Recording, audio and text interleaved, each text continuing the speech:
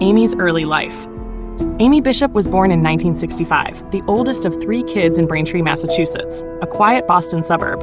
Her father was a professor, her mother involved in local politics. Education and achievement were part of the family DNA. Amy was smart. There's no doubt about that. She had a sharp mind for science, and teachers saw her potential early on. But she was also difficult. Friends and classmates described her as moody, unpredictable, quick to anger. One minute she'd be fine, the next she'd explode. Still, her intelligence carried her. She went to Northeastern University, then Harvard, earning a PhD in genetics. That's not small stuff. By her 30s, she was working on research into motor neuron diseases, the kind of work that could have led to real breakthroughs. On the surface, she looked like a success story. Brilliant academic, Harvard graduate, married to a supportive husband, mother of 4 kids. But underneath, things weren't so perfect. Amy had a reputation. Colleagues described her as arrogant, hard to work with, and prone to sudden outbursts. She held grudges. She didn't take criticism well. And as time went on, that volatility only grew. The day of the shooting. Fast forward to February 12, 2010. It's just another Friday at the University of Alabama in Huntsville. Around a dozen professors gather in a 3rd-floor conference room for a routine biology department meeting. Amy is there, sitting quietly among her colleagues. She had been denied tenure, essentially told she wouldn't have a permanent future at the university, and she was furious about it. But that day, she didn't argue. She didn't yell. She sat calm, quiet, until she wasn't. About 30 minutes into the meeting, Amy reached into her purse, pulled out a 9mm handgun, and started firing. The first bullet hit Dr. Gopi Padilla, the department chair. He died instantly. The next shots killed Dr. Maria Ragland Davis and Dr. Adriel Johnson. Panic exploded in the room. Professors dove under the table, scrambled for the door, tried to make sense of the chaos. Amy kept shooting. She hit 3 more colleagues. Dr. Joseph Neng, wounded but survived. Dr. Luis Cruz Vera, badly hurt but alive. Dr. Stephanie Montecchiolo, critically injured but survived. In less than a minute, 6 professors had been shot, 3 dead, 3 wounded. Then her gun jammed. Amy tried to fire again, but the weapon failed. That gave her colleagues just enough time. They rushed her, shoved her out of the room, pinned her against a wall, and held her there until police arrived. She was arrested on the spot. The headlines that night shocked the country. A Harvard-trained scientist, a professor, a mother, a mass shooter. But as investigators looked deeper, they realized this wasn't just a story about one bad day. Amy Bishop had a history, a violent one, and it had been ignored for decades. A violent past resurfaces. When news of the shooting broke, people asked the same question. Why? How could a Harvard-trained scientist, a mother of 4, turn into a killer? But for investigators, the better question was, why didn't anyone stop her sooner? Because Amy Bishop's violent past wasn't buried very deep. The shooting of her brother, 1986. Let's rewind to 1986. Amy was 21 years old, still living at home in Braintree, Massachusetts. One afternoon, she got into an argument with her father. Angry, she stormed upstairs to her bedroom.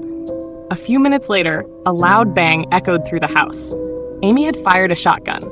She then walked downstairs, while still holding the weapon, and in what she later described as a panic, she fired again, this time hitting her 18-year-old brother, Seth Bishop. Seth was killed instantly. Amy fled the house with the shotgun.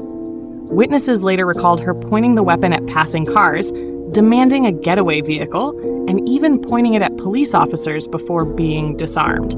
It sounds like the kind of thing that would end in a prison sentence. But it didn't. The police ruled the shooting an accident. They said Amy had been trying to unload the gun, and it went off. No charges were filed. The case was closed. For decades, Seth's death was treated as a family tragedy. But after the 2010 shooting, people began asking, was it really an accident? Or was it the first sign of something much darker?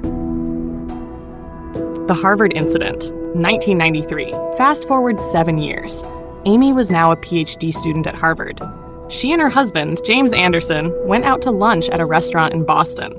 When the food arrived, Amy became furious because she felt her order wasn't right. Her anger boiled over. According to witnesses, Amy stood up, shouted at the restaurant staff, and then stormed out, knocking over furniture on her way. What happened next is even stranger. She left the restaurant, went back to her lab, and grabbed a homemade pipe bomb that she had built. The bomb was mailed to one of her colleagues, another Harvard professor who Amy believed was sabotaging her career. Fortunately, the bomb didn't go off. It was intercepted and no one was hurt. But here's the kicker. Investigators suspected Amy, but they didn't have enough evidence to charge her. Once again, she walked away.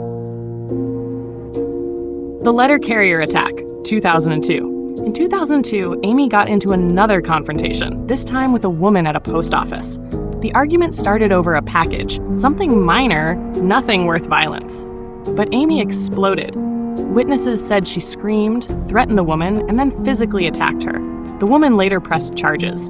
Amy was sentenced to probation and anger management classes. It was another red flag, but still, nothing stuck.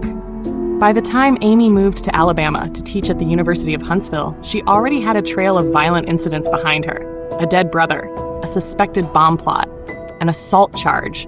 And yet, she was still able to build a career, still allowed to teach, still trusted with students' futures.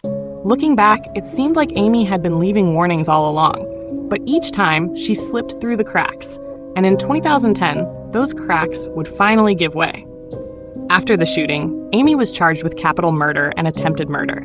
In court, her defense argued that she was mentally ill. They claimed she had paranoid delusions, like that she felt persecuted by colleagues, that her rejection for tenure had pushed her over the edge. Her husband, James Anderson, insisted she wasn't capable of planning such violence, that she was a devoted mother and a brilliant scientist. But the evidence was overwhelming. Witnesses had seen her calmly open fire, one colleague after another. In 2012, Amy Bishop pleaded guilty to avoid the death penalty. She was sentenced to life in prison without parole. The families of her victims described their pain in court. One said, "She took brilliant, kind people from this world, and for what? Her pride." Amy herself expressed no clear remorse. At times, she blamed stress, paranoia, even workplace politics, but for many, her words felt hollow. The case was closed, but the questions lingered. After the trial, attention turned back to Amy's past. The 1986 shooting of her brother was re-examined. New witnesses spoke out, saying they never believed it was an accident. But with so much time passed, no new charges were filed. The 1993 Harvard pipe bomb incident also resurfaced.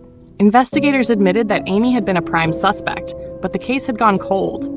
And her colleagues at UAH, many said the warning signs were there too. Amy was known to be combative, difficult, and unstable. Some even joked that she might one day snap. The tragedy raised a haunting question. How many red flags does it take? Amy Bishop is now serving life in prison in Alabama. Her story remains a chilling reminder of how violence can hide behind a polished resume, a prestigious degree, or a seemingly normal family life. Because in the end, Amy Bishop wasn't just a professor. She wasn't just a mother or a scientist. She was a killer, one whose past had been whispering warnings long before the gunfire began. And that brings us to the end of today's case. What do you think? Was justice truly served, or were there still too many questions left unanswered? I'd love to hear your thoughts in the comments. If you found this story compelling and want to hear more true crime cases like it, make sure to hit the like button. It really helps the channel grow.